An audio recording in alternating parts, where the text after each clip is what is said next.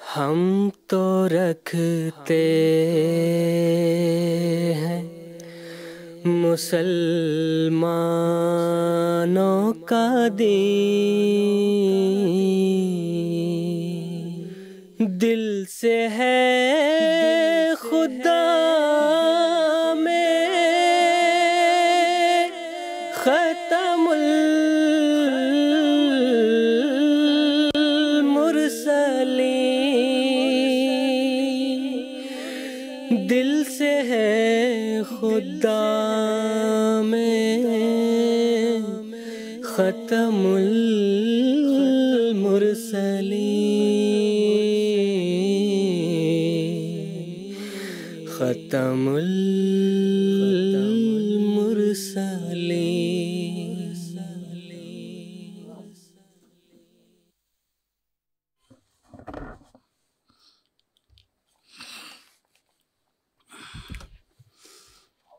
আউযুবিল্লাহি মিনাশ শাইতানির রাজিম। বিসমিল্লাহির রহমানির রহিম। দর্শকবৃন্দ, আসসালামু আলাইকুম ওয়া রাহমাতুল্লাহি ওয়া বারাকাতুহু। দর্শকবৃন্দ, আজ 22শে নভেম্বর 2025 খ্রিস্টাব্দ, রোজ শনিবার। ভারতে এখন রাত 10টা এবং জিএমটি অনুযায়ী এখন অপরাহ্ন 4:30। আর দর্শকবৃন্দ, এটি হচ্ছে রাহে হুদা অনুষ্ঠানের সময়। দর্শকবৃন্দ, কাদিয়ান দারুল আমান থেকে আমরা আমাদের লাইভ ডিসকাশন অনুষ্ঠান রাহে হুদা আর 4 পর্ব সমৃদ্ধ পুরো সিরিজ নিয়ে আমরা আপনাদের সমীপে উপস্থিত হয়েছি। আজকের এই পর্ব এই সিরিজের প্রথম পর্ব।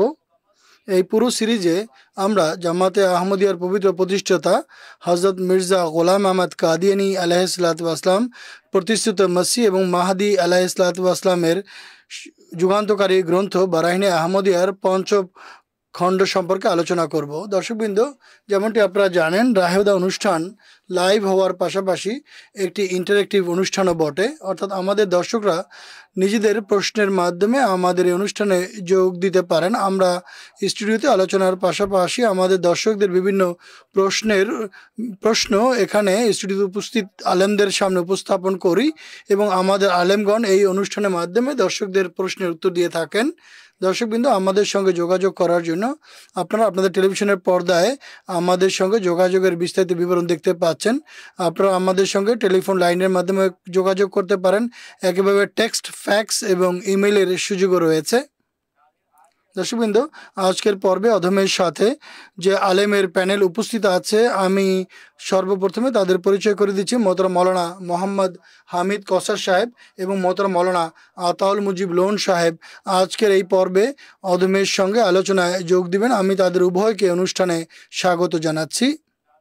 দর্শকবৃন্দ, বারাহিনে আহমদিয়া পঞ্চম খণ্ড এমন এক যুগে রচনা করা হয়েছিল যখন ওহী এবং ইলহামের দরজা বন্ধ বলে মনে করা হতো।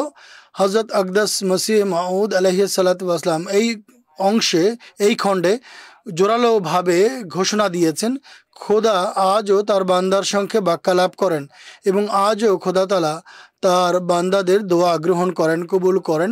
তিনি আলাইহিসসালাতু ওয়াসসালাম যুক্তি, প্রমাণ এবং আধ্যাত্মিক বিভিন্ন দলিলের আলোকে প্রমাণ করেছেন যে ওহী শুধুমাত্র অতীতের কল্প কাহিনী নয়, বরং ইমানের জীবন্ত ঝর্ণা।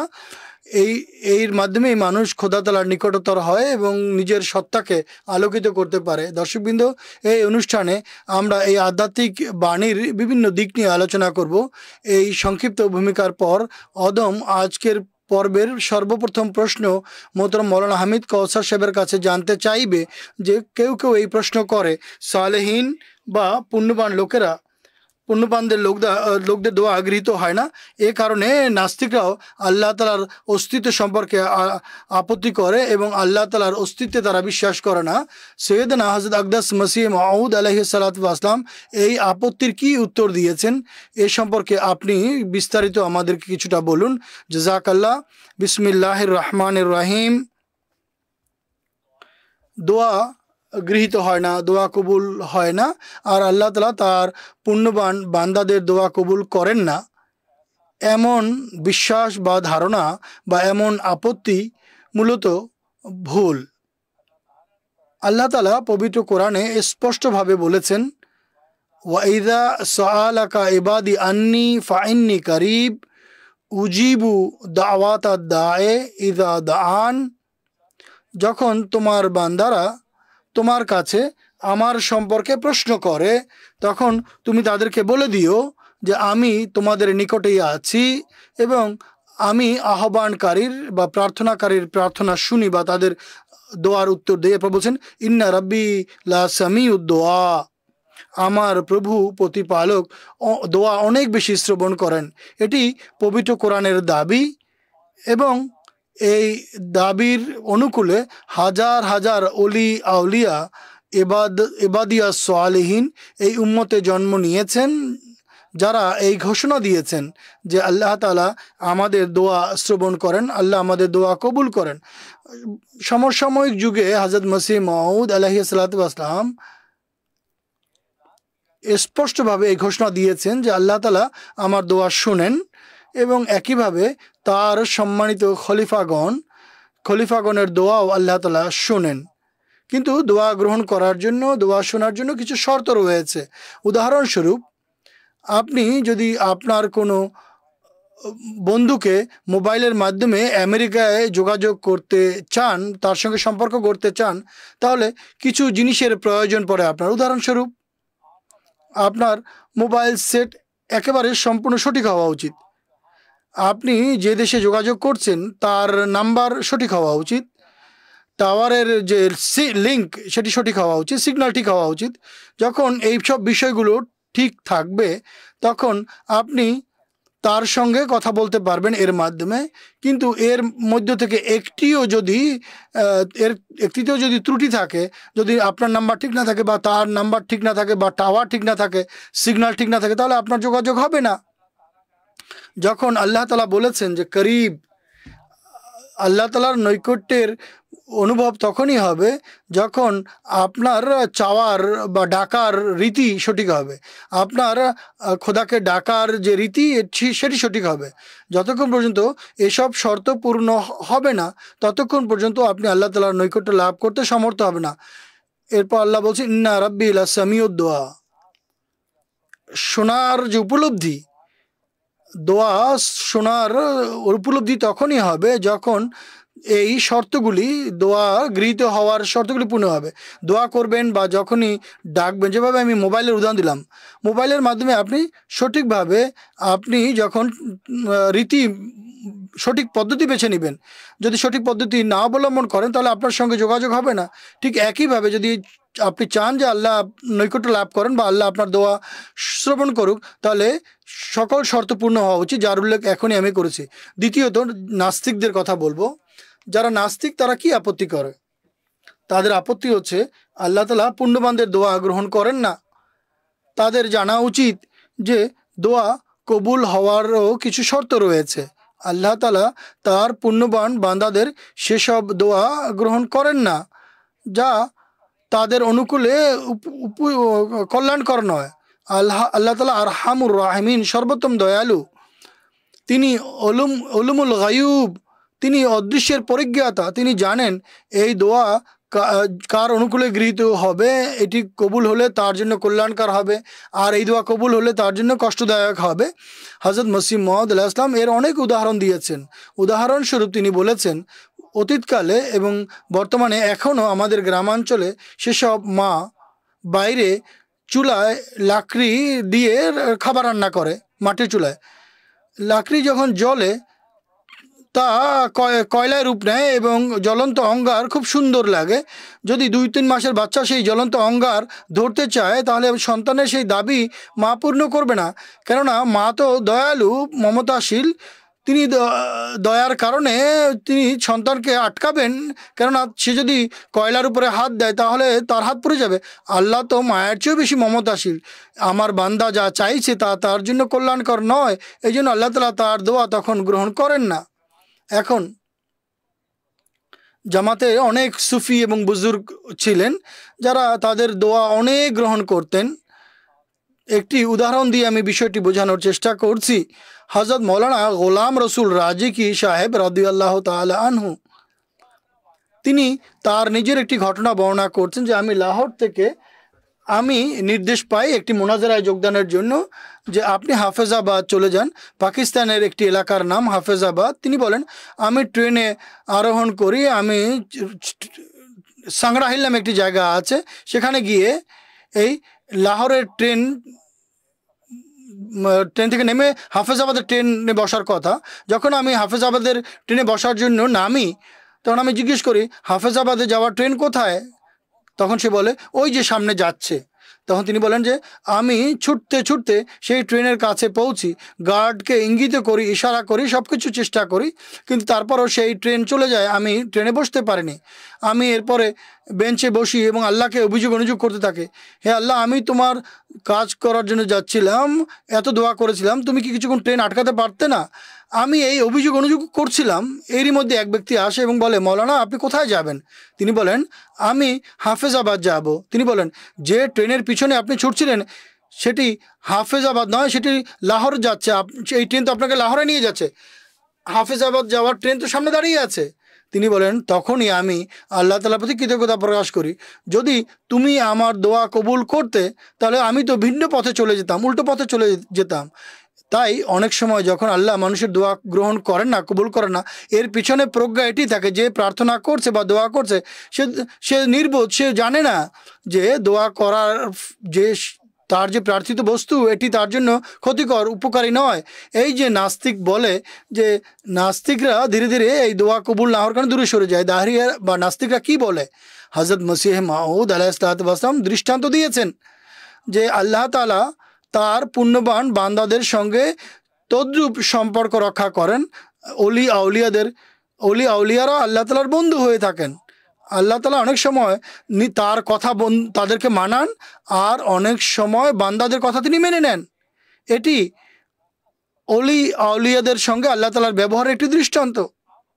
এখন আল্লাহ তাআলার যারা পুণ্যবান বান্দা, আল্লাহ তাআলা অনেক সময় তাদের দোয়া শ্রবণ করেন, অধিকাংশ সময়ই শোনেন, আবার অনেক সময় তাদের দোয়া শোনেনও না, তাদের কথা মানেন না। যদি তারা নাস্তিকদের কেউ বন্ধু থাকে তাহলে তারা বুঝতে পারবে যে সত্যিকার বন্ধুত্ব কাকে বলে। কখনো বন্ধুর কথা মেনে নিতে হয়, আবার কখনো বন্ধুকে মানাতে হয়। এটি হচ্ছে বন্ধুত্বের দাবির। আল্লাহ তাআলা তার পুণ্যবান বান্দাদের সঙ্গে এই একই ব্যবহার করেন। পরবর্তী কথা হচ্ছে যা হযরত মসিহ মাউদ আলাইহিস সালাম এর উত্তরে বলেছেন যে কারো কারো দোয়া আল্লাহ তাআলা জেনে বুঝে গ্রহণ করেন না। উদাহরণস্বরূপ এক ব্যক্তি সে কোনো অলিয়া আল্লাহ বা মনে করেন বা খলিফাতুল মসির কাছে দোয়ার জন্য অনুরোধ করেন, কিন্তু তার নিয়ত বা তার সংকল্প পরিষ্কার নয়। সে বলে যে দেখি দোয়া কবুল হয় কি হয় না, সে পরীক্ষা হিসেবে নেয় এটি। এরপর এটিকে একটি বিষয় হিসেবে গ্রহণ করে বলে আমি দোয়ার জন্য লিখেছিলাম, গ্রহণ হয়নি, দোয়া কবুল হয়নি, এটা হয়নি, ওটা হয়নি। হযরত মসিহ মাউদ আলাইহিস সালাম বলেছেন যে আল্লাহ তাআলা আলিমুম বিজাতিস সুদূর, তিনি তোমাদের হৃদয়ে বা তোমাদের বক্ষে কি আছে তা স্পষ্টভাবে জানেন। তোমরা যারা চাও যদি আমাদের দোয়া কবুল হয় তাহলে ঠিক আছে, যদি না কবুল হয় তাহলে আমরা আপত্তি করব। যখন তোমাদের নিয়ত সঠিক না হবে তখন আল্লাহ তাআলা এমন দোয়া গ্রহণ করেন না, কখনোই কবুল করেন না, কখনোই গ্রহণ করেন না। আর তাকে একটি নৈরাজ্য বা ফিতনার পরীক্ষার সুযোগ দেয়। আর এমন লোকদের দোয়া আল্লাহ কখনোই কবুল করেন না। কাদের দোয়া গৃহীত হয়, কাদের দোয়া কবুল হয়? যারা নিষ্ঠা এবং আন্তরিকতার সঙ্গে খলিফাতুল মসিহ আল খামেস আইদুল্লাহ তাআলা বেনাসির আজিজের কাছে শিষ্টাচারের সাথে দোয়া চায় এবং এই নিয়ত বা সংকল্প নিয়ে দোয়ার চায়, হে খোদা তোমার ফজল হোক, যা কোনো পরীক্ষা আসুক, আমরা তাতেই সন্তুষ্ট থাকবো যাতে তুমি সন্তুষ্ট থাকো খোদা। দোয়ার নিবেদন করা এটি আমাদের একটি নিবেদন, আমাদের একটি প্রার্থনা হিসাবে আমরা করেছি। আমাদের মন চাইছিল আমরা যেন হুজুর আইদুল্লাহ তাআলা বেনাসির আজিজের সমীপে দোয়ার জন্য লিখি। আমাদের কাজ ছিল চাওয়া, তুমি দাতা, তুমি দানশীল, তুমি হুজুর আনোয়ার আইদুল্লাহ তাআলা বেনাসির আজিজের দোয়া গ্রহণ করো, যেভাবে তুমি কবুল করবে আমরা তাকে মানার জন্য বা সেটিকে মানার জন্য প্রস্তুত থাকব। আর যেভাবে হযরত মুসলিম মাউদ রাদিয়াল্লাহু তাআলা আনহু তার এই পংক্তিতে বলেছেন, হে খোদা তোমার ফজল হোক, বা কোনো পরীক্ষাই আসুক না কেন, তোমার কৃপা যদি হয় তাও আমরা গ্রহণ করব, তোমার পক্ষ থেকে যদি কোনো পরীক্ষা আসে, বিপদ আসে, তাও আমরা মেনে নিব। আমরা তাতেই সন্তুষ্ট থাকবো হে খোদা যাতে তুমি সন্তুষ্ট, হে খোদা যাতে তুমি সন্তুষ্ট তাতে আমরা সন্তুষ্ট। যা কল্যাণকর সেই অনুযায়ী তুমি হুজুরের দোয়া কবুল করো, আর তা আমাদের অনুকূলে কল্যাণকর হবে, এটি আমরা মনে করি। যখন এই নিয়ত বা সংকল্প সহ হুজুর আইদুল্লাহ তাআলা বেনাসিল আজিজের কাছে দোয়ার আবেদন করা হয় এবং নিজের দোয়া কবুল হওয়ার জন্য দোয়া করা হয়, তখন আল্লাহ তাআলা এমন সব দোয়া গ্রহণ করেন। আর শত শত এমন দৃষ্টান্ত আছে যে হুজুরের সমীপে অত্যন্ত বিনয়ের সঙ্গে যখন দোয়ার জন্য আবেদন করা হয়, আর পাশাপাশি এই দোয়াও করা হয় যে হে খোদা আমার অনুকূলে যা কল্যাণকর, হুজুর আনোয়ার আইদুল্লাহ তাআলা বেনাসিল আজিজের দোয়া আমার অনুকূলে গ্রহণ করো।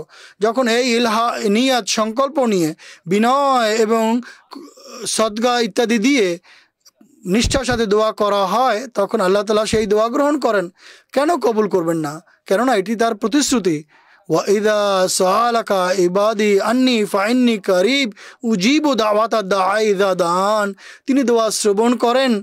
আর আজও আল্লাহ তাআলার কৃপায় আহমদীয় জামাত বিশ্বের একমাত্র জামাত যে জামাতের সদস্যদের দোয়া আল্লাহ তাআলা কবুল করেন, তাদের ইমামের দোয়া আল্লাহ তাআলা কবুল করেন এবং তাদের অনুকূলে কবুল করেন।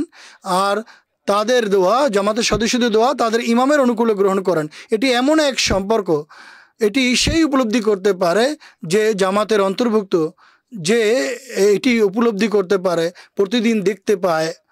যারা নাস্তিক তাদেরকে আমি বলবো প্রথমে আল্লাহকে চেনার চেষ্টা করুন।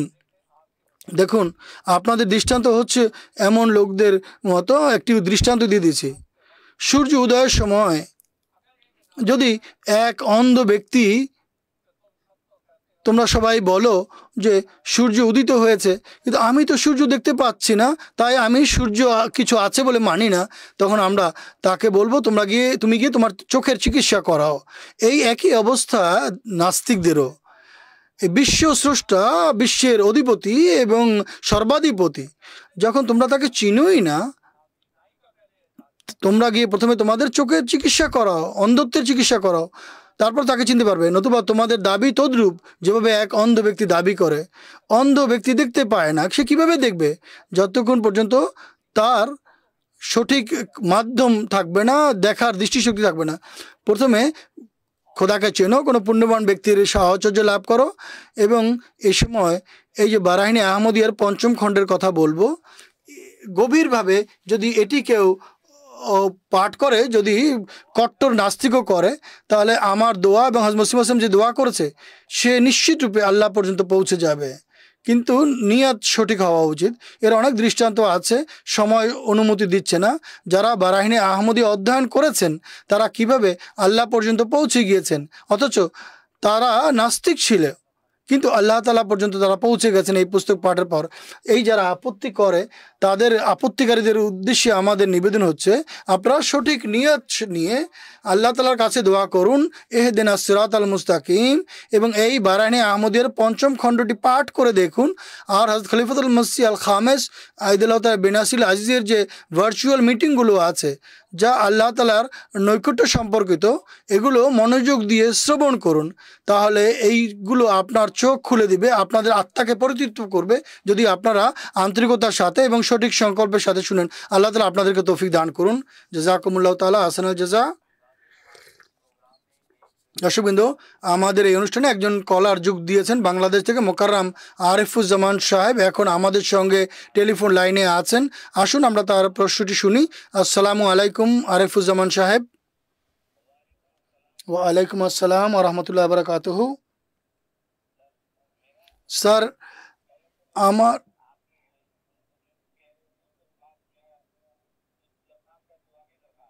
হুজুর আনোয়ারের খিদমতে দোয়ার অনুরোধ। প্রশ্ন হচ্ছে, হযরত মসিহ মাউদ আলাইহিসসালাম পঞ্চম খণ্ডটি 23 বছর পরে লিখেছিলেন, এত বিলম্ব কেন করেছেন? এর পেছনে প্রজ্ঞা কী ছিল? এই সম্পর্কে দয়া করে আলোকপাত করবেন, জাযাকাল্লাহ। ধন্যবাদ আপনাকে প্রশ্নের জন্য। আমি মোহতারাম মৌলানা হামিদ কৌসার সাহেবকে অনুরোধ করছি উত্তর দেওয়ার জন্য।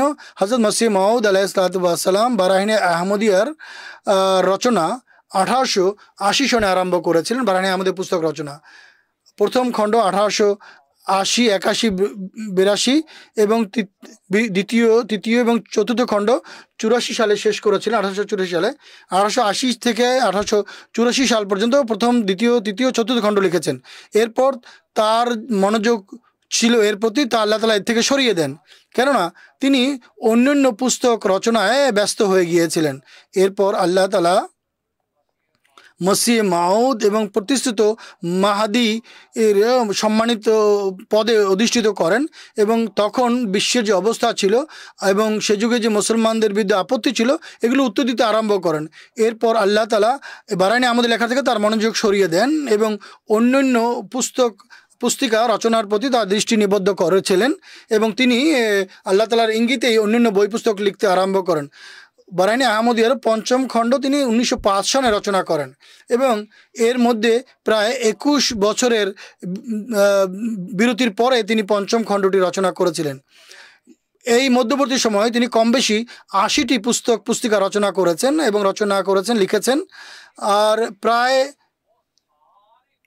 এই সমস্ত বিষয় ব্যাখ্যা ছিল যা তিনি বারাহিনে আহমদের প্রথম 4টি খণ্ডে লিখেছিলেন। ওহী, ইলহাম প্রভৃতি বিষয়ে 4টি পুস্তকে লিখেছেন এবং ইসলামের সৌন্দর্য সম্পর্কে তিনি যে দলিল প্রমাণ দিয়েছিলেন তারই ব্যাখ্যা ছিল এই পুস্তকগুলিতে। 1905 সনে তিনি পঞ্চম খণ্ড সমাপ্ত করেন। এভাবে 5 খণ্ডে এই বারাহিনে আহমদিয়া সম্পন্ন হয়। কথা হচ্ছে হযরত মসিহ মাউদ নিজেই এর কারণ বর্ণনা করেছেন। বারাহিনে আহমদিয়ার পঞ্চম খণ্ডে তিনি এর কারণ বর্ণনা করেছেন। তিনি বলছেন, আমার কোনো কাজ আল্লাহ তাআলার অনুমতি এবং তার নির্দেশ পরিপন্থী হয় না, নির্দেশ বহির্ভূত হয় না। আল্লাহ তাআলা যখন ইঙ্গিত করেন তখনই আমি কোনো কাজ আরম্ভ করি। আমাকে আল্লাহ তাআলা অন্যান্য কাজের প্রতি এবং অন্যান্য উল্লেখযোগ্য কাজের প্রতি আমার দৃষ্টি আকর্ষণ করেছিলেন, আমি সেই কাজগুলো করতে আরম্ভ করেছিলাম। এখন আমি বারাহিনে আমাদের পঞ্চম খণ্ড লিখছি, আর এতেও প্রায় সেই সব ওহী এবং ইলহামের গুরুত্ব এবং এ সম্পর্কে হযরত মসিহ মাউদ মনে হয় সেখানে যে কিছু বিষয় প্রথম 4টি খণ্ডে যেগুলো ব্যাখ্যা সাপেক্ষ ছিল তা তিনি পঞ্চম খণ্ডে ব্যাখ্যা করে দিয়েছিলেন। আর এভাবে এই বিষয়টি সম্পন্ন হয়েছে, পরিপূর্ণ হয়েছে। এই যে আমাদের ভাই প্রশ্ন করছেন যে 23 বছর বিরতি কেন ছিল, তিনি বলছেন যারা আল্লাহ তাআলার মনোনীত বান্দা তারা যে কাজই করেন আল্লাহর অনুমতিক্রমে করেন। এখন দেখুন, পবিত্র কোরআন নাযিল হয়েছে, 23 বছর লেগেছিল সময়কাল। আল্লাহ তাআলা যদি চাইতেন তাহলে আল্লাহ তাআলা বলছেন জুমলাতান ওয়াহিদা, আমি তো একসাথেই নাযিল করতে পারতাম। আল্লাহ তাআলার নিশ্চয়ই এর পেছনে কোনো প্রজ্ঞা ছিল। তিনি 23 বছর বিরতি দিয়ে মক্কায় অবতীর্ণ করেছেন এবং 10 বছর মদিনায় তিনি অবতরণ করেছেন।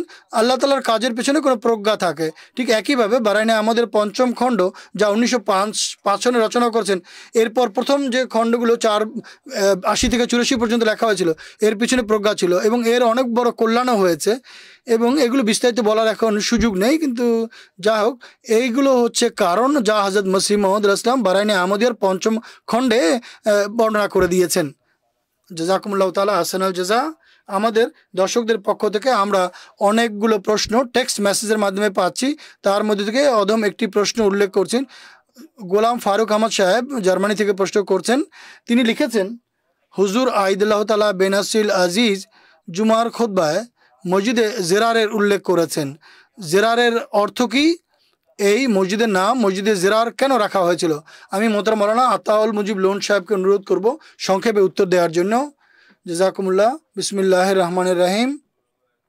হুজুর আনোয়ার আইদুল্লাহ তাআলা বেনাসিল আজিজ বর্তমানে যেসব খুতবা প্রদান করছেন, এই খুতবাগুলোতে তাবুকের যুদ্ধের স্মৃতিচারণ করছেন। গতকাল হুজুর আনোয়ার আইদুল্লাহ তাআলা বেনাসিল আজিজ যে জুমার খুতবা দিয়েছেন তাতে এই মসজিদের উল্লেখ করেছেন, যে সম্পর্কে তিনি প্রশ্ন করেছেন। এটি মূলত কুবা একটি জায়গা ছিল যা মদিনার নিকটবর্তী একটি স্থান, যেখানে মদিনার মুনাফিকরা এই মসজিদটি নির্মাণ করেছিল। আর হুজুর উল্লেখ করেছেন মুনাফিকরা হুজুরের কাছে আবেদনও করেছিল যে আমরা এই মসজিদ নির্মাণ করেছি, আপনারা এখানে এসে নামাজ পড়ে উদ্বোধন করুন। হুজুর বলছেন যে আমি এখন যুদ্ধের প্রস্তুতি নিচ্ছি, তাই এখন আমার কাছে সময় নেই, আমি যখন ফিরে আসব তখন এতে নামাজ পড়ব। কিন্তু যখন হুজুরে পাক সাল্লাল্লাহু আলাইহি ওয়াসাল্লাম তবুকের যুদ্ধ থেকে ফেরত আসছিলেন, মদিনায় প্রবেশ করার পূর্বেই আল্লাহ তাআলার পক্ষ থেকে তার প্রতি, মহানবী সাল্লাল্লাহু আলাইহি প্রতি এই ওহী অবতীর্ণ হয় যে ওয়াল্লাযিনা তাখাদু মসজিদান জিরারান ওয়া কুফরান ওয়া তাফরিকাম বাইনান নাস। এই মসজিদের বরাতে আল্লাহ তাআলার পক্ষ থেকে ওহী অবতীর্ণ হয়, হে লোকেরা, যারা মসজিদকে কষ্ট দেওয়ার মাধ্যম, জেরার শব্দের অর্থ জারার থেকে উদ্ভূত হয়েছে, উর্দুতেও জারার শব্দ হয়, অর্থাৎ কষ্ট দেওয়ার উদ্দেশ্যে, ফিতনা ফাসাদ এবং মানুষকে দুশ্চিন্তাগ্রস্ত করার জন্য বা কুফর সৃষ্টি করার জন্য বা মোমেনদের মাঝে বিভক্তি সৃষ্টি করার জন্য তারা এই মসজিদ নির্মাণ করেছিল। এই মসজিদ সম্পর্কে মহানবী সাল্লাল্লাহু আলাইহি ওয়াসাল্লামের প্রতি এই ইলহাম হয়, ওহী হয়, তখন মহানবী সাল্লাল্লাহু আলাইহি ওয়াসাল্লাম এই মসজিদটি পুড়িয়ে ফেলার আদেশ দেন। হুজুর আনওয়ার আদিলাতুল্লাহ বিন আসলি আজিজ গতকালের খুতবায় উল্লেখ করেছেন। সংক্ষেপ কথা হচ্ছে, যেহেতু এই মসজিদ এবং মুনাফিকদের কথা তো চলছে এই খুতবায়, কিভাবে তারা ষড়যন্ত্র করত ইসলামের বিরুদ্ধে, মহানবী সাল্লাল্লাহু আলাইহি ওয়াসাল্লামের বিরুদ্ধে, মহানবী সাল্লাল্লাহু আলাইহি ওয়াসাল্লামকে হত্যার ষড়যন্ত্র পর্যন্ত তারা করেছে। গতকালের খুতবায় হুজুর বলেছেন এই মসজিদও তারা এই উদ্দেশ্যেই নির্মাণ করেছিল। তারা ভিন্ন এক জায়গায় মসজিদে মিলিত হতো এবং মুসলমানদের বিরুদ্ধে ষড়যন্ত্র করত। আল্লাহ তাআলা মহানবী সাল্লাল্লাহু আলাইহি ওয়াসাল্লামকে এটি অবহিত করেন এবং এ কারণে এই মসজিদের নাম পবিত্র কোরআনে জিরার শব্দ উল্লেখ করা হয়েছে এবং এই নামের কারণে এইটি মসজিদে জেরার নামে ইতিহাসে সুপরিচিত। এবং জেরারের অর্থ যেমনটি আমি বলেছি, জরার শব্দ উর্দুতেও ব্যবহৃত হয়, কষ্ট দেয়া, ফিতনা ফাসাদ, নৈরাজ্য সৃষ্টি করা। এই উদ্দেশ্যেই এই মসজিদ মুনাফিকরা নির্মাণ করেছিল, তাই এই মসজিদকে মসজিদে জেরার নামে ইতিহাসে উল্লেখ করা হয়েছে। জাযাকুমুল্লাহু তাআলা আহসানুল জাযা। অনুষ্ঠানকে এগিয়ে নিয়ে যাব। অদমের পরবর্তী প্রশ্ন মোহতারাম মাওলানা আতাল মুজিব লোন সাহেবের কাছে। আল্লাহ তাআলার পক্ষ থেকে সৈয়দনা হযরত আকদাস মসিহ মাউদ আলাইহিস সালাতু ওয়াস সালামের প্রতি ইলহাম হয়েছে আফাতে দিয়ারো মাহলুহা ওয়া মুকামুহা, সাময়িক নিবাসের জায়গাও সরে গেছে এবং স্থায়ী নিবাসের জায়গাও সরে গেছে।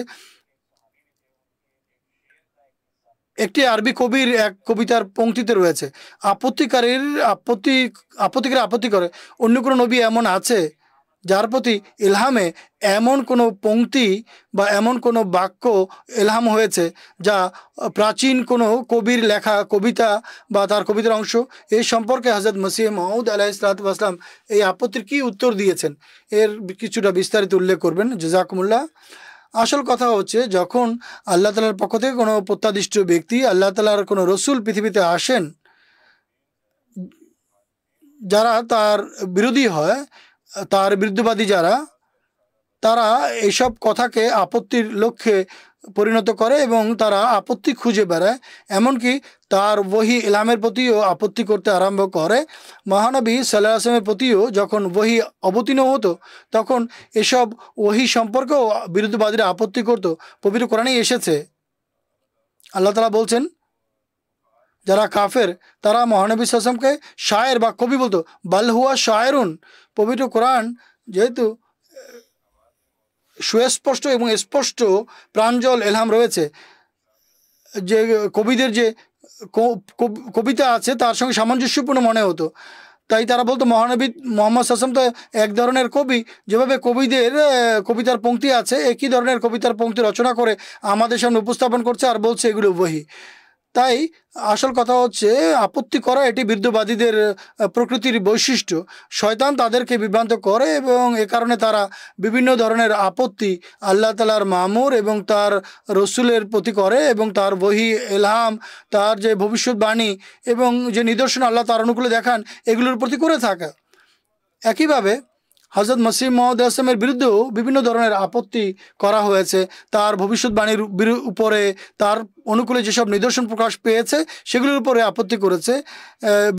তার মধ্যে থেকে একটি আপত্তি, যে আপত্তির উল্লেখ আপনি করলেন, এর প্রেক্ষাপট হচ্ছে 1904 খ্রিস্টাব্দে হযরত মসিহ মাউদ আলাইহিস সালামের প্রতি ইলহামে এই যে বাক্য আল্লাহ তাআলা ইলহাম করে তার প্রতি আফাতিদ দিয়ারো মাহিল্লুহা ওয়া মুকামুহা, বাড়িঘর বিরান হয়ে গেছে, সাময়িক এবং স্থায়ী বাড়িও বিরান হয়ে গেছে, ধ্বংস হয়ে গেছে।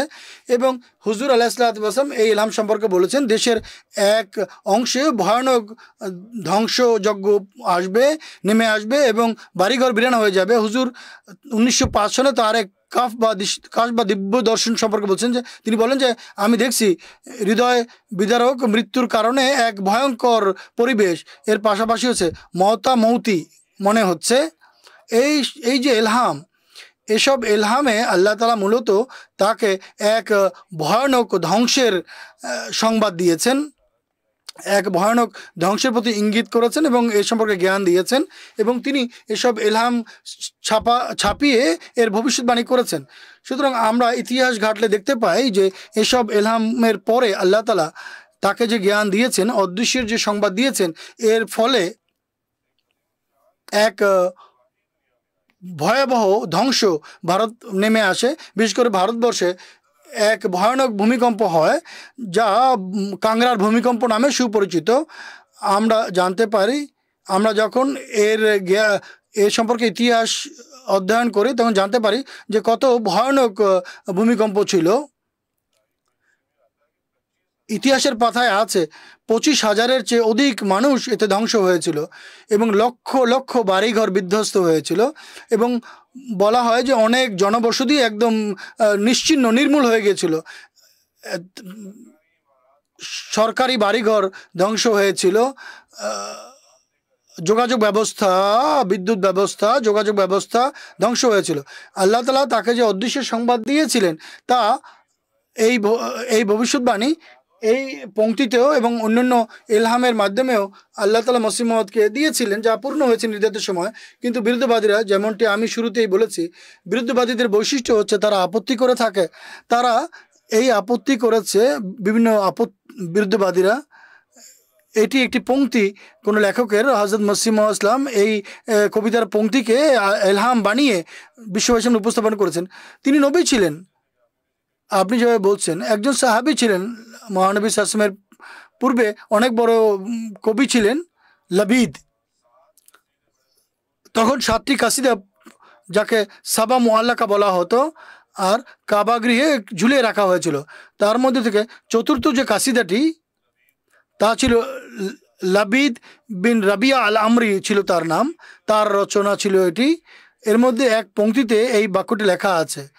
এই বাক্যটি সম্পর্কে আপত্তি করা হয় হযরত মসিহ মাউদ আলাইহিস সালামের প্রতি, যে নাউজুবিল্লাহ, হযরত মসিহ মাউদ আলাইহিস সালাম এই বাক্যটি নিয়ে বাক্যটিকে ইলহাম বলেছেন। মসিহ মাউদ আলাইহিস সালামের লেখা আমি পাঠ করে কিছু কথা বলবো, যাতে তিনি এই আপত্তির উত্তর দিয়েছেন। হযরত মসিহ মাউদ আলাইহিস সালাম বলেন, এটিও খোদা তাআলার প্রতি এক অশিষ্টাচারমূলক আক্রমণ। লাবিদ হোক বা অন্য যেই হোক না কেন, খোদা তাআলার দেওয়া সামর্থ্য অনুযায়ী মানুষ কবিতা লেখে।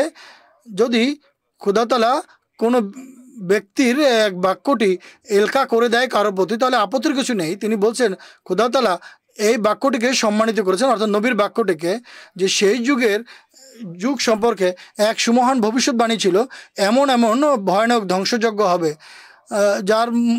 যেমন এক দেশ ধ্বংস হয়ে যায়, ঠিক একইভাবে ওই কবিতার পংক্তিতে, কবিতার মুখ থেকে নিঃসৃত হয়েছিল, এই পংক্তিতে ছিল। অতএব চরম নির্বুদ্ধিতা এটি, যে বাণী এক মুসলমান কবির মুখ থেকে বেরিয়েছিল, তা কেন ওহী ইলহাম আকারে মির্জা সাহেব চালিয়ে দিয়েছেন। মসিহ মাউদ আলাইহিস সালাম বলছেন, লাবিদ যে কবিতার পংক্তি বর্ণনা করেছে, এই কবিতার পংক্তির মালিকও আল্লাহ তাআলাই, আর আল্লাহ তাআলা সেই কবিতার পংক্তিটি আমার প্রতি ইলহাম আকারে অবতীর্ণ করেছেন। হুজুর এ সম্পর্কে বিভিন্ন দৃষ্টান্ত দিয়েছেন, উপমা দিয়েছেন। তাওয়ারুদ বলা হয় একে, যে কোনো মানুষের বাণীর বাক্য যদি ওহির বাণীর সাথে মিলে যায় বা সাদৃশ্যপূর্ণ হয়, এর সম্ভাবনা রয়েছে, এটি হয়ে থাকে। হযরত মসিহ মাউদ ইসলাম দৃষ্টান্ত দিয়েছেন। আবদুল্লাহ ইবনে আবি সারা, যে কাতেবে ওহী ছিল, হযরত মসিহ মাউদ ইসলাম তার দৃষ্টান্ত দিয়েছেন যে তার মুখ থেকেও একটি বাক্য নির্গত হয়েছিল, আর তা ওহী খোদা তাআলার ঐশী বাণীর অংশ ছিল, তখন কি আপত্তি করা হবে? এর বিস্তারিত আমি কিছুটা বলে দিচ্ছি। হুজুর আনোয়ার আইদুল্লাহ তাআলা বেনাসিল আজিজ যে খুতবা দিচ্ছেন তাতেও হুজুর এটি উল্লেখ করেছেন। সংক্ষিপ্ত বিবরণ হচ্ছে, সে ছিল ওহির লেখক আবদুল্লাহ ইবনে আবি সারা।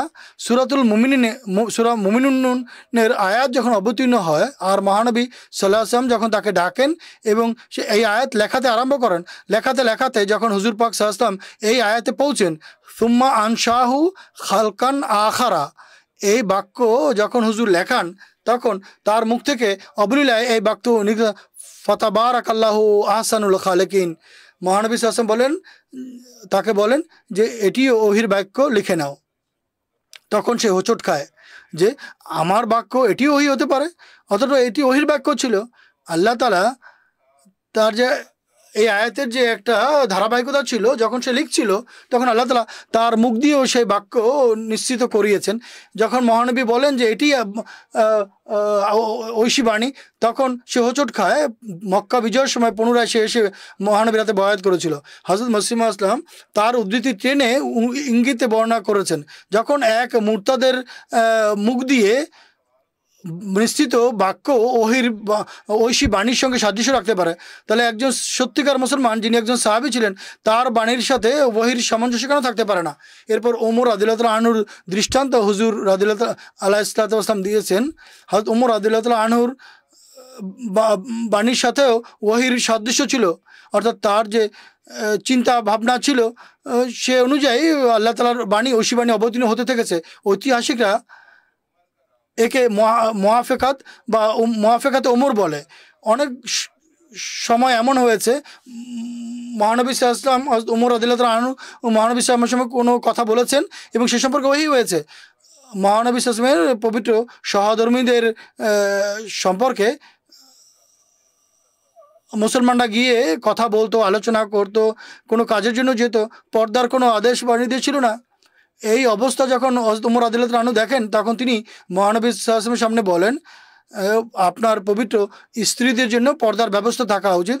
মোমেনরা এভাবে নির্দ্বিধায় তাদের কাছে যায় আসে, এটি যুক্তিযুক্ত মনে হয় না। যখন মহানবী সাল্লাল্লাহু আলাইহি ওয়াসাল্লামের সামনে হযরত ওমর রাদিয়াল্লাহু তাআলা আনহু এই কথা বলেন, এ সম্পর্কে আল্লাহ তাআলা ঐশী বাণী অবতীর্ণ করেন পবিত্র কোরআনের আয়াতে, ফাস আলহুন্না মে ওয়ারাইন হিজাব, যদি তাদের কাছে কোনো কাজ থাকে, কোনো কথা জানতে চাও, কোনো জিনিস চাইতে চাও, তাহলে পর্দার পেছন থেকে চাও, পর্দার আড়াল থেকে চাও। এরপর মাকামা ইব্রাহিম সম্পর্কে হযরত ওমর রাদিয়াল্লাহু তাআলা আনহু মহানবী সাল্লাল্লাহু আলাইহি ওয়াসাল্লামকে বলেছেন, এটি অত্যন্ত পবিত্র স্থান, এখানে আমাদের নামাজ পড়া উচিত।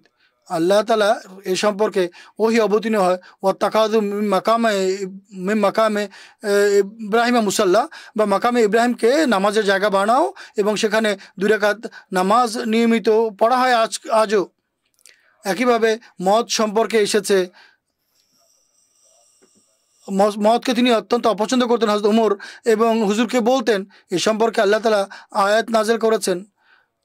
তো হযরত মসিহ মাউদ আলাইহিসসালাতু ওয়াসালাম হযরত ওমর রাদিয়াল্লাহু তাআলা আনহুর উল্লেখ করতে গিয়ে বলেছেন, হযরত ওমর রাদিয়াল্লাহু তাআলা আনহুর বাক্যের সাথেও ওহীর সাদৃশ্য রয়েছে, তখন এর উপরে আপত্তি করা হবে? আসল কথা হচ্ছে, এবং আমার পুরো বক্তব্যের সারাংশ হচ্ছে, হযরত মসিহ মাউদ আলাইহিস সালাম বলেছেন আল্লাহ তাআলা সেসব বাক্যই ওহী করতে চান যা পূর্বে আল্লাহ তাআলা নির্ধারণ করে গেছেন। পবিত্র কোরআনে যেসব বাক্য ওহীর আকারে অবতীর্ণ হয়েছে তা অন্য কোনো ভাষায় তো নয়, আরবি ভাষায় সেই বাক্যই রয়েছে। এই বাক্যগুলো আরববাসীরা ব্যবহার করত, এবং এই বাক্যই বিভিন্ন আকারে আল্লাহ তাআলা মহানবী সাল্লাল্লাহু আলাইহি ওয়াসাল্লামের প্রতি অবতীর্ণ করেছেন। ওই বাক্য, ওই একই প্রবাদ পবিত্র কোরআনেও আল্লাহ তাআলা ব্যবহার করেছেন। তাহলে এই সমস্ত বাক্যের উপরেও কি আপত্তি করবেন? হযরত মসিহ মাউদ আলাইহিসসালাতু ওয়াসসালাম সংক্ষেপে এটিই বলেছেন, যেসব বাণী অবতীর্ণ হয় তা পূর্বে যে সমস্ত মানুষ ভাষায় ব্যবহার করে সে অনুযায়ী অবতীর্ণ করা হয়, তাই এই ধরনের আপত্তি করা অযৌক্তিক। হযরত মসিহ মাউদ আলাইহিস সালামের একটি উদ্ধৃতি আমি পাঠ করে বক্তব্য শেষ করছি। হুজুর বলেন, যদি কোনো ব্যক্তির বাণী খোদা তাআলার বাণীর সঙ্গে ওহীর সাথে সাদৃশ্যপূর্ণ হয় তাহলে এটি সম্মানের বৈশিষ্ট্য লাভ করে। এই যে ঐশী বাণী আফাতে দয়ারু মাহিল্লুহা ও মাকামুহা, যখন লাবিদ রাদিয়াল্লাহু তাআলা আনহুর মুখ থেকে কবিতার পংক্তি আকারে নিশ্চিত হয়েছে, এটি মুজিজা ছিল না? এটি মোজেজা ছিল না, কিন্তু যখন ওহি আকারে প্রকাশ পায় এখন এটি মোজেজায় রূপ নিয়েছে। কারণ লাবিদ একটি অতীতের ঘটনার অবস্থা বর্ণনা করছেন তার কবিতার পংক্তিতে, যা বর্ণনা করা যেটা বর্ণনা করা মানুষের শক্তিমত্তার মধ্যে রয়েছে, কিন্তু খোদা তাআলা লাবিদের বাণীকে তার ওহির সাথে সাদৃশ্যপূর্ণ করে এক ভবিষ্যতের এক ঘটিতব্য ঘটনার সংবাদ দিচ্ছেন। অতএব সেই একই বাণী যা লাবিবের প্রতি আরোপ করা হয় তা মুজিজা হয় নয়, কিন্তু যখন তা খোদা তাআলার প্রতি আরোপ করা হয় তখন তা নিঃসন্দেহে মুজিজা বা অলৌকিক নিদর্শনে পরিণত হয়। মোট কথা হচ্ছে বাক্য নতুন হওয়া আবশ্যক নয়, বরং বিষয়টি নতুন হওয়া আবশ্যক। লাবিদ যখন বর্ণনা করেছেন তখন ভিন্ন বিষয় ছিল, তা তিনি ইতিহাসের প্রেক্ষাপটে তা বর্ণনা করেছিলেন। কিন্তু হযরত মসিহ মাউদ আলাইহিসসালামের প্রতি যখন এই কবিতার পংক্তির বাক্যগুলো অবতীর্ণ হয়, এটি ওহী আকারে অবতীর্ণ হয়, তখন আল্লাহ তাআলা এতে এক ভবিষ্যতের সুসংবাদ দিয়েছেন এবং সেই ভবিষ্যৎবাণী আক্ষরিকভাবে পূর্ণ হয়েছে। এবং এটি একথার প্রমাণ যে আল্লাহ তাআলাই মসিহ মাউদ আলাইহিসসালামের প্রতি এই কবিতার পংক্তিটি ওহী আকারে অবতীর্ণ করেছেন। এর অন্য কোনো উদ্দেশ্য হতে পারে না। পূর্ববর্তী কোনো বাক্য, প্রবাদ বা কবিতার পংক্তি আল্লাহ তাআলার পক্ষ থেকে তিনি বানিয়ে ওহী আকারে উপস্থাপন করেছেন, এটা হতে পারে না। জাযাকুমুল্লাহু আহসানাল জাযা। এর ধারাবাহিকতায় আমার পরবর্তী প্রশ্ন মোহতারাম মাওলানা হামিদ কৌসার সাহেবের কাছে। যখন সৈয়দনা হযরত আকদাস মসিহ মাউদ আলাইহিস সালাতু ওয়াস সালাম ভূমিকম্প হওয়ার সতর্কতামূলক ভবিষ্যৎবাণী করেন, তখন অনেক আপত্তিকারী এই আপত্তি করেছিল যে আযাব বা শাস্তি আসতে যাচ্ছে, কিন্তু অবস্থা না বলা কোন বিপদ আসবে বা কবে আসবে এটি ভবিষ্যৎবাণী নয়, বরং এটি হাসি ঠাট্টার নামান্তর। সৈয়দনা হযরত আকদাস মসিহ মাউদ আলাইহিসসালাতু ওয়াস সালাম এই আপত্তির কি উত্তর দিয়েছিলেন আপনি আমাদের দর্শকদের বলবেন। হযরত মসিহ মাউদ আলাইহিসসালাতু ওয়াস সালাম এই আপত্তির উত্তর দিয়েছেন যে ভূমিকম্প আসতে যাচ্ছে, আমি এ সম্পর্কে ভবিষ্যৎবাণী করেছে। অবস্থা কি হবে? হযরত মসিহ মাউদ আলাইহিস সালাম বলছেন, 1 জুন 1904 সনে আমার প্রতি ইলহাম হয়েছে, আফাতে দিয়ারো মাহিল্লুহা ওয়া মকামুহা। এই ভবিষ্যৎবাণী এই ভূমিকম্প হওয়ার 11 মাস পূর্বেই আমি বিশ্ববাসীকে ছাপিয়ে এই ভবিষ্যৎবাণী শুনিয়ে দিয়েছি এবং বলেছিলাম, আল্লাহ বলেছেন, ইন্নী ওয়াহাফিযু কুল্লা মান ফিদ্দার, যে তোমার আধ্যাত্মিক এবং এই ইট পাথর দ্বারা নির্মিত এই পবিত্র বাড়ির ভিতরে অবস্থান করবে, আল্লাহ তাআলা তাকে নিরাপদ রাখবেন। আর এর চেয়ে সুস্পষ্ট কথা আর কি হতে পারে? কিন্তু যারা উপলব্ধি করার ক্ষমতা রাখতো তারা উপলব্ধি করেছেন, আর যাদের অস্বীকার করার ছিল তারা স্বীকার করেছে। পরের কথা হচ্ছে 11 মাস পরে 4 এপ্রিল 1905 সনে সকাল 6টায় এই ভূমিকম্প হয়। আজও কাংড়ার দুর্গ গিয়ে দেখুন, ভূমিকম্পের কারণে মাঝখান থেকে তাতে ফাটল ধরেছিল এবং কত বড় ভয়াবহ ভূমিকম্প হয়েছিল। হযরত মসিহ মাউদ আলাইহিসসালাতু ওয়াস সালাম 11 মাস যাবৎ লাগাতার বলে যাচ্ছিলেন যে ভূমিকম্প আসতে যাচ্ছে, তওবা করো। আর আল্লাহ আমাকে এই সংবাদ দিয়েছেন, যারা তোমার জামাতভুক্ত তারা এই ধ্বংসের হাত থেকে রক্ষা পাবে। এটি তাদেরকে এক তওবার সুযোগ দিয়েছেন আল্লাহ তাআলা। কিন্তু তারা হাসি ঠাট্টা করেছে, উপহাস করেছে এবং তাদের মধ্য থেকে অনেকে এই ভবিষ্যৎবাণী শুনে উপকৃত হয়েছে এবং তারা জামাতভুক্ত হয়েছে, তওবা করেছে। এখন এছাড়া এই ভবিষ্যৎবাণীর ব্যাখ্যা আরও কিছু রয়েছে। হযরত মসিহ মাউদ আলাইহিসসালাতু ওয়াস সালামের সকল ইলহাম যখন পাঠ করা হয়, তখন হুজুর ভূমিকম্প বলতে বিভিন্ন ভয়াবহ ভূমিকম্প এবং ধ্বংস এবং বিশ্বযুদ্ধ উল্লেখ করা হয়েছে। মুসলিম ইসলাম সেদিকে ইঙ্গিত করেছেন, এই পৃথিবীতে 5টি চরম ধ্বংসযজ্ঞ নেমে আসবে। যদি মানুষ তওবা না করে, তাহলে আল্লাহ তাআলার প্রতি যদি তারা ফিরে না আসে, তাহলে এই ধ্বংসযজ্ঞ নেমে আসবে। হযরত মুসলিম ইসলাম তার এক পংক্তিতে বলেছেন, তিনি তার ঝলক দেখাবেন, তিনি তার নিদর্শনের ঝলক দেখাবেন 5 বার। এটি খোদা তাআলার বাণী। বুঝবে যেদিন বুঝানো হচ্ছে। এখন নবীর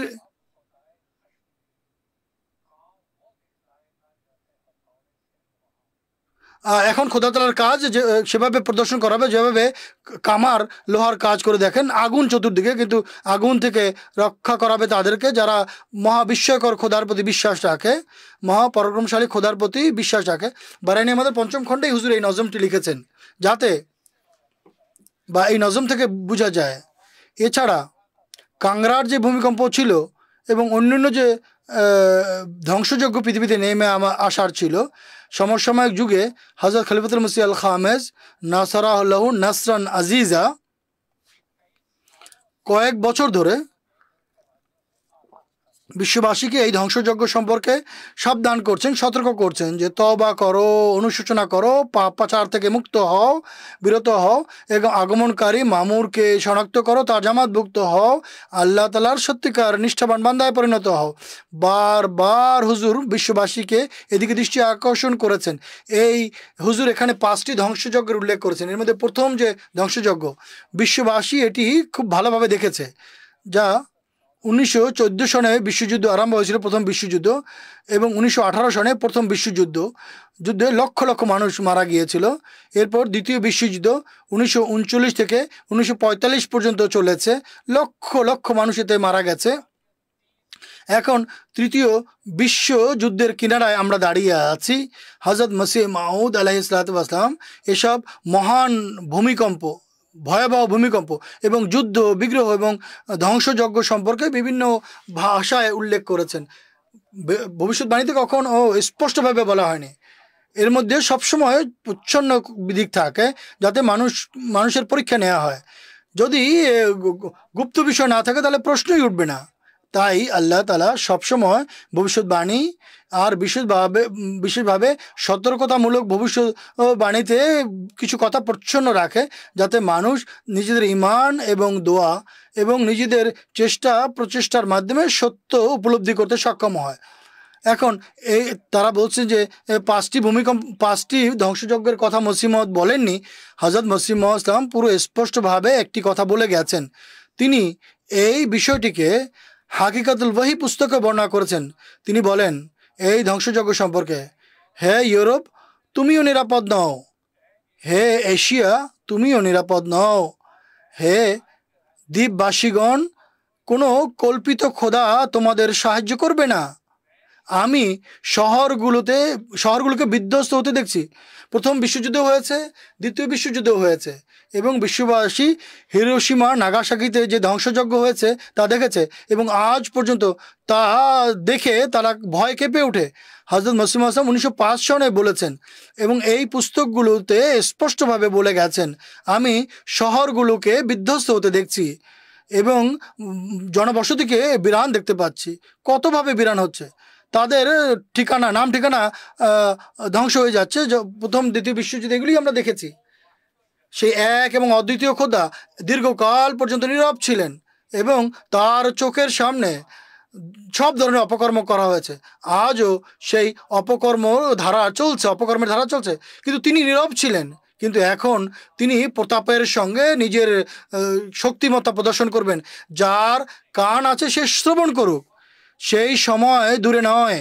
আমি চেষ্টা করেছি খোদা তাআলার আমানতের নিচে নিরাপত্তার চাদরে সবাইকে একত্রিত করি।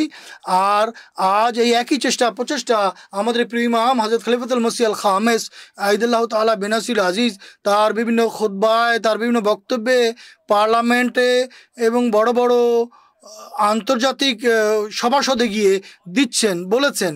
এবং হযরত মসিহ মাউদ আলাইহিস সালাতু ওয়াস সালামের আবির্ভাবের যে উদ্দেশ্য তাই হুজুর বর্ণনা করছেন।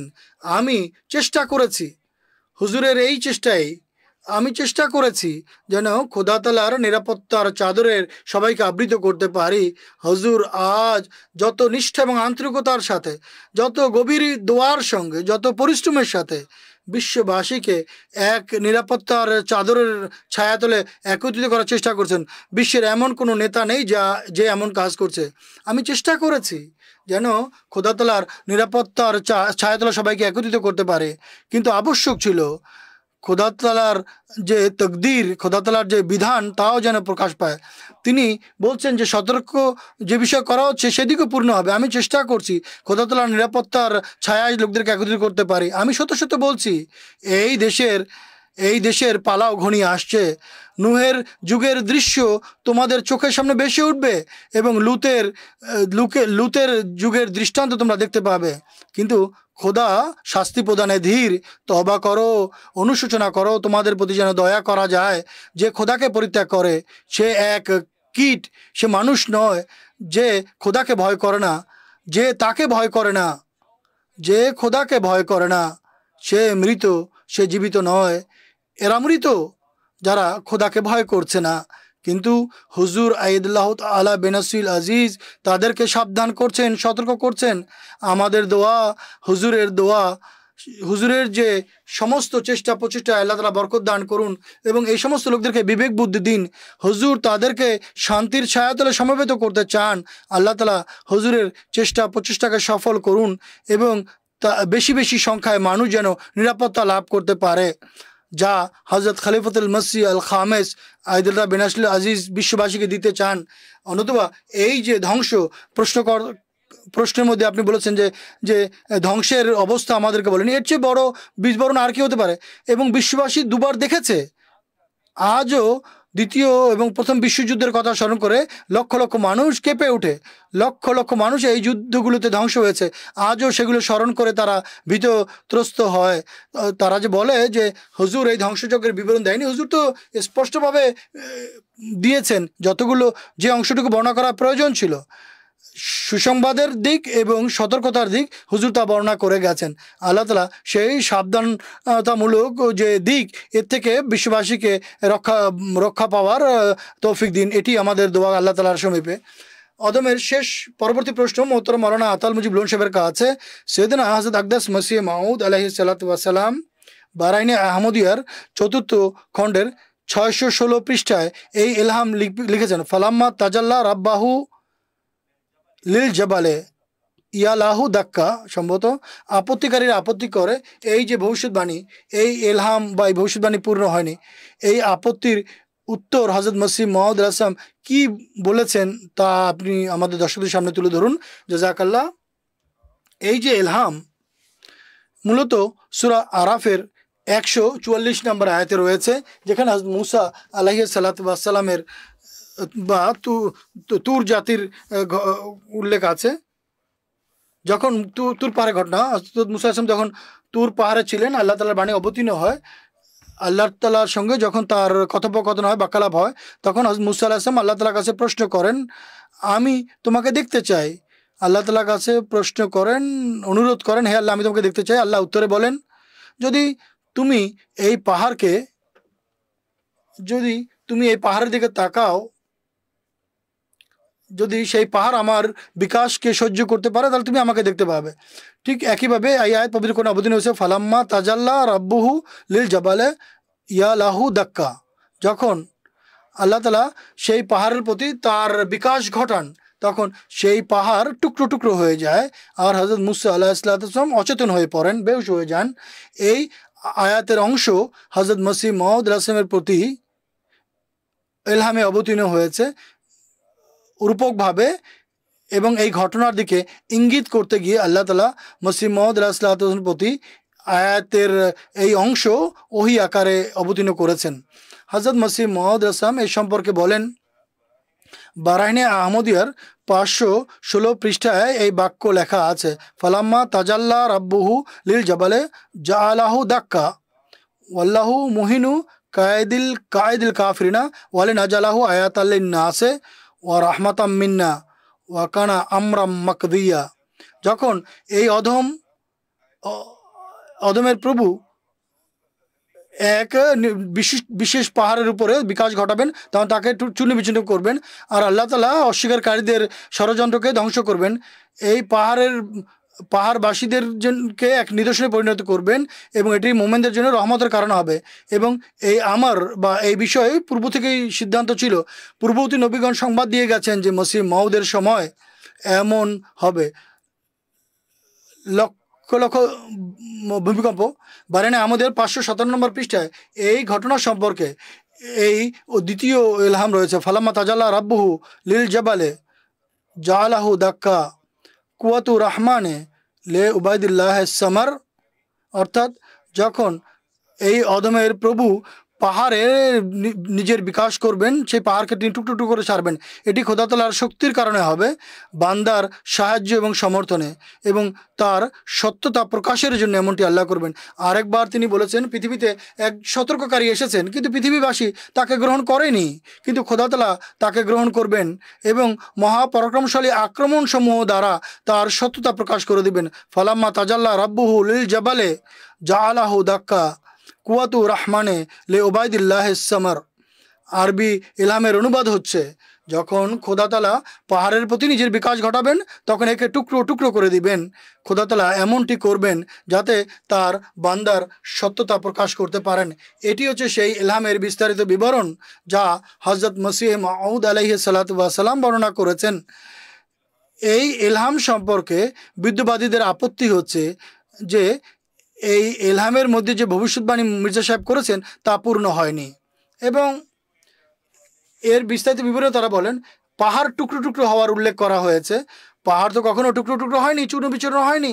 মোট কথা তারা এর ওহির যে আক্ষরিক শব্দ বা আক্ষরিক অনুবাদ করে সেটি পূর্ণ হওয়ার অপেক্ষা করছে, এমনটি তো কখনো হয় না। হযরত মসিহ মাউদ কখনোই এই ওহির ব্যাখ্যায় এই কথা বলেননি যে কোনো একটি বিশেষ পাহাড় আছে যা টুকরো টুকরো হয়ে যাবে। এতে মূলত মোহতারাম মাওলানা কওসার সাহেব বলেছেন সেই ওহির ধারাবাহিকতায়, সেসব নিদর্শনাবলীর ধারাবাহিকতায় আল্লাহ তাআলা হযরত মসিহ মাউদের সামনে বিভিন্ন নিদর্শন প্রকাশ করেছেন, যা এই যুগের যে অবস্থা, যা ভূমিকম্পের আকারে, বিভিন্ন ধ্বংসযজ্ঞের আকারে প্রকাশ পেয়েছে আর বিশ্বযুদ্ধের আকারে প্রকাশ পেয়েছে, যার বিস্তারিত বিবরণ মোহতারাম কওসার সাহেব বর্ণনা করেছেন। এছাড়া আরও কোনো অর্থ বর্ণনা করা যে না এভাবে হওয়া উচিত ছিল। আরবিতে একটি প্রবাদ আছে, তফসিরুল কাউলে বেমা লা ইয়ারজা বিহি কায়েলহু, অর্থাৎ কোনো কথার সেই তফসির বা ব্যাখ্যা করা যার সঙ্গে বক্তা তার সঙ্গে সহমত নয়। বক্তার প্রতি কোনো নতুন বিষয় আরোপ করে বলা যে তার কথা পূর্ণ হয়নি। হযরত মসিহ মাউদ এমন কথা বলেননি। হযরত মসিহ মাউদ আসসালাম বলেছিলেন, এবং এই ভবিষ্যৎবাণীর ব্যাখ্যাও তিনি এটিই করেছেন যে এই ইলহামেও আল্লাহ তাআলা এমন নিদর্শনাবলী প্রদর্শনের ইঙ্গিত করেছেন যা এই যুগে প্রকাশ পাবে। আর তা কিভাবে প্রকাশ পেয়েছে তা আপনারা শুনেছেন। প্লেগের মহামারীর মাধ্যমে কিভাবে ধ্বংসযজ্ঞ নেমে এসেছিল, এরপর যে বিভিন্ন ভূমিকম্প এসেছে, কাংড়ার ভূমিকম্পের উল্লেখ করা হয়েছে, এরপর এই যে বিভিন্ন বিশ্বযুদ্ধ হচ্ছে এবং ভবিষ্যতে যে ধ্বংসযজ্ঞের দিকে মানুষ ছুটে যাচ্ছে, এই সমস্ত ধ্বংসযজ্ঞ মূলত এই ধারাবাহিকতাই হয়েছে। তারা চাচ্ছিল যেন পর্দা ফাঁস হয়ে যায় এবং সব কিছু যেন আমাদের সামনে ফুটে ওঠে। আল্লাহ তাআলা বলেছেন ইউমিনুনা বিল গায়ব, তিনি বা তারা গায়েবের প্রতি, অদৃশ্যের প্রতি ঈমান আনে, কখনো আল্লাহ তাআলা রহস্য উন্মোচন করেন। এভাবে যত ভবিষ্যৎবাণী আছে, এই ভবিষ্যৎবাণী এসব ধ্বংসযজ্ঞ সম্পর্কে, এবং এই ভবিষ্যৎবাণী এসেছে, আসছে এবং ভবিষ্যতেও এসব ধ্বংসযজ্ঞ নেমে আসবে, এবং ভবিষ্যতে কোন কোন ধ্বংসযজ্ঞ নেমে আসবে আমরা তা জানি না। হুজুর আইদাতুল্লাহ বিন আসলাম তার খুতবায় বলেছিলেন, হযরত মসিহ মাউদ আলাইহিসসালামের আবির্ভাবের পর পৃথিবীতে যে ধ্বংসযজ্ঞ নেমে এসেছে ভূমিকম্প আকারে, যুদ্ধবিগ্রহ আকারে, বিগত শতাব্দীকে তুলনা করে দেখুন, দূর দূর পর্যন্ত এই শতাব্দীর সঙ্গে তুলনা আপনারা দেখতে পাবেন না। 3 মিলিয়নের অধিক ভূমিকম্প মসিহ মাউদের আবির্ভাবের পর পৃথিবীতে হয়েছে। এর পূর্বের শতাব্দীতে কয়েক হাজার ভূমিকম্প হয়েছিল। তো এই যে ধ্বংসযজ্ঞ নেমে আসছে, এগুলো মসিহ মাউদের ভবিষ্যৎবাণীর কারণে হচ্ছে। এই ভবিষ্যৎবাণীগুলোতে আল্লাহ তাআলা তাকে সংবাদ দিয়েছিলেন এসব ধ্বংসযজ্ঞ সম্পর্কে যা পৃথিবীতে প্রকাশ পাচ্ছে। তারপর ভবিষ্যৎবাণীর শব্দকে আক্ষরিক অর্থে আঁকড়ে ধরে রাখা এবং আপত্তি করা এটি ঠিক নয়।